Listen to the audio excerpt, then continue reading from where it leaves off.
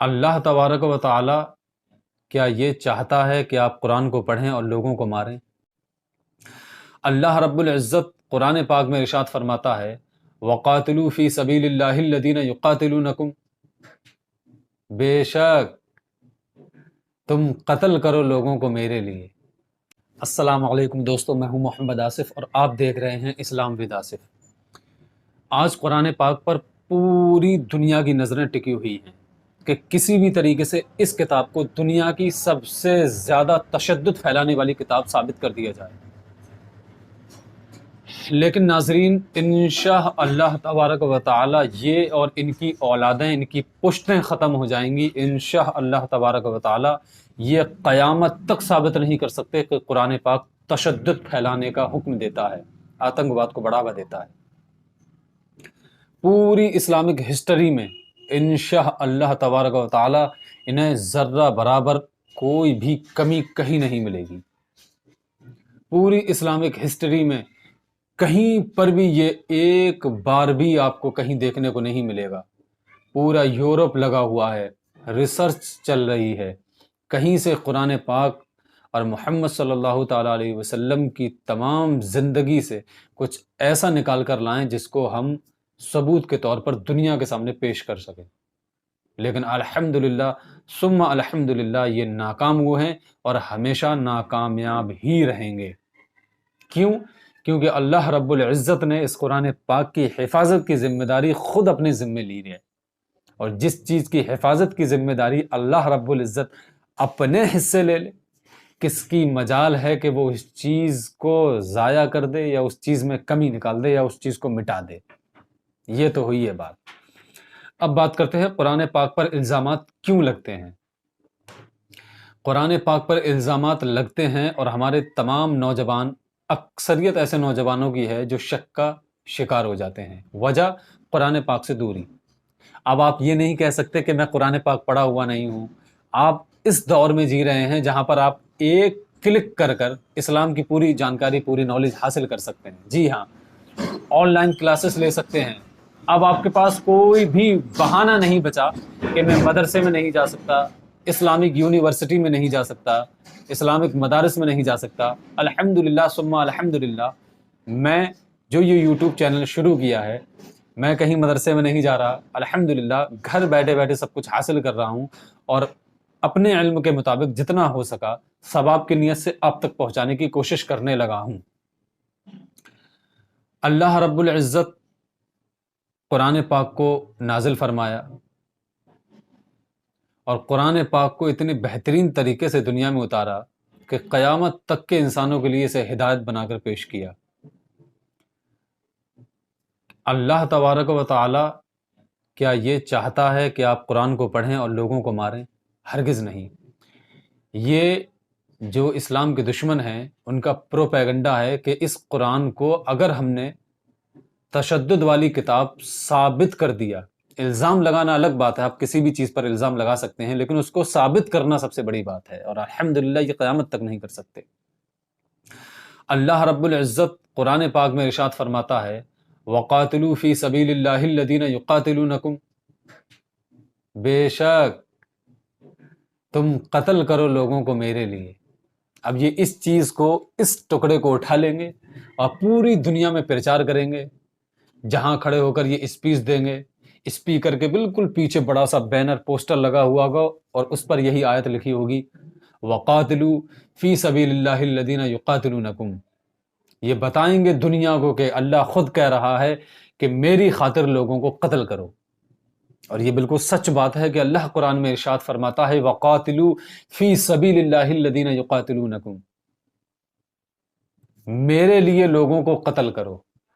لیکن جب آپ قرآن پاک کا مطالعہ کریں گے، اس کو پڑھیں گے، تب آپ کے پوری بات سمجھ میں آئے گی وَقَاتِلُوا فِي سَبِيلِ اللَّهِ الَّذِينَ يُقَاتِلُونَكُمْ وَلَا تَعْتَدُوا، تم میرے لیے لوگوں کو قتل ضرور کرو، جو میری راہ میں آنے سے تمہیں روکیں، جو میرے احکام پر تمہیں چلنے سے روکیں، جو تمہیں نماز پڑھنے سے روکیں، جو تمہیں میرے طریقے پر چلنے سے روکیں، تمہیں تکلیف پہنچائیں اور تمہیں مارنے کی کوشش کریں، تب انہیں میرے لیے مارو۔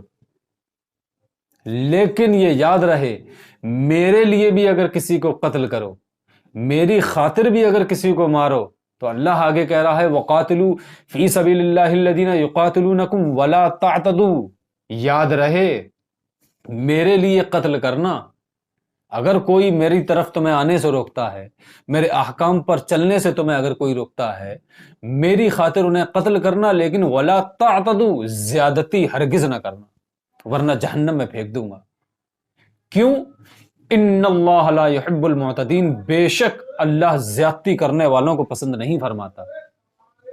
اللہ نہیں چاہتا کہ تم کسی کا بیجا قتل کرو، اللہ نہیں چاہتا کسی بے گناہ کا مرڈر کرو، اللہ نہیں چاہتا، یہ اللہ خود قرآن میں کہہ رہا ہے، میں نہیں چاہتا، یعنی اللہ نہیں چاہتا کہ آپ کسی بیوہ کا قتل کریں، اللہ نہیں چاہتا کہ آپ اپنے پڑوسی کا قتل کریں، اللہ نہیں چاہتا آپ کسی بے گناہ کا قتل کریں، اللہ یہ بھی ہرگز نہیں چاہتا یہاں تک کہ آپ کسی پھلدار درخت کو ضائع کر دیں۔ اللہ صرف ایک کنڈیشن بتا دی، جو تمہیں میری راہ میں آنے سے روکے، راستے میں پتھر بچھائے، راستے میں روڑے ڈالے، راستے میں کانٹے بچھائے، جو میری طرف آنے سے روکے اور روکنے کے ساتھ ساتھ تمہیں مارنے کی کوشش کرے، تو اپنی جان کے تحفظ میں اس پر اٹیک کرو تاکہ تم محفوظ رہ سکو۔ اور ہمارے ہندوستان ہی کیا پوری دنیا میں یہ لا ہے کہ اگر تم پر کوئی جان لیوا حملہ کرتا ہے، تمہیں تمہاری طریقے سے زندگی نہیں گزارنے دیتا ہے، تمہیں شک ہے کہ وہ تمہیں مار دے گا، اس سے پہلے تم اسے مار دو۔ ہر جگہ کا قانون ہے، لیکن قرآن پاک کو، قرآن حکیم کو غلط طریقے سے پوری دنیا میں پیش کیا جاتا ہے۔ یہ سب سے بڑی سازش اس کی شروعات کی تھی یورپ نے، وہاں کے جو پادری تھے، انہوں نے ریسرچ کی اور محمد صلی اللہ تعالی علیہ وسلم کے نام بگاڑے اور ان کی تعلیمات کو ڈگمگ اور گڑمڑ کر کے دنیا کے سامنے پیش کیا۔ اللہ ہرگز یہ نہیں چاہتا کہ آپ کسی بے گناہ کا قتل کریں، اللہ صرف اتنا چاہتا ہے کہ جو میری راہ میں آنے سے تمہیں روکے اور تمہاری جان کے لیے خطرہ بن جائے، تو اپنی جان کے تحفظ کے خاطر اس کا قتل کرو، لیکن اگر وہ معافی مانگے تلوار چھوڑ دو، بیجا کسی کا قتل نہ کرو۔ ایک سب سے بڑی مثال مجھے یاد آ گئی، حضرت علی رضی اللہ تعالیٰ عنہ حضور پاک صلی اللہ علیہ وسلم کے داماد ہیں، حضرت فاطمہ رضی اللہ تعالیٰ عنہ کے شوہر ہیں۔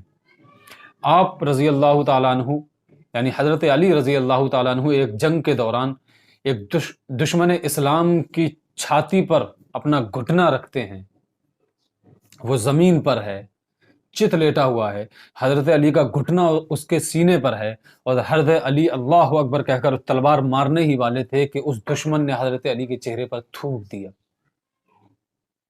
حضرت علی رضی اللہ تعالیٰ عنہ نے فوراً تلوار چھوڑی اور اسے چھوڑ کر چلنے لگے۔ اس نے بڑی حیرت سے حضرت علی رضی اللہ تعالیٰ عنہ کو روکا اور پوچھا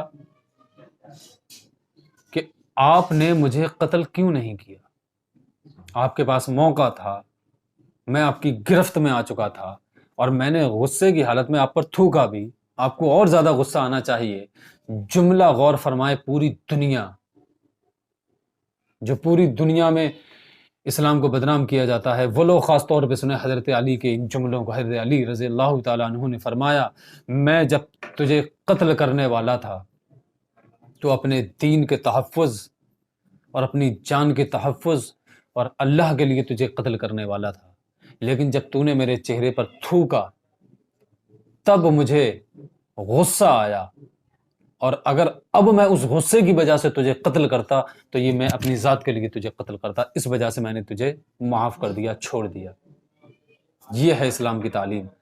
اور جن لوگوں کو یہ دکھتا ہے کہ قرآن نے قتل کرنے کا حکم دیا، انہیں یہ کیوں نہیں دکھتا کہ کنڈیشن کیا رکھی ہے، اور آگے یہ بھی تو کہا ہے وَلَا تَعْتَدُوا، تم ضرور لوگوں کو میری خاطر مارنا، اس لیے کہ وہ تمہاری جان کے دشمن بنے بیٹھے ہیں، اپنے تحفظ کے لیے، لیکن یاد رہے وَلَا تَعْتَدُوا، زیادتی نہ کرنا۔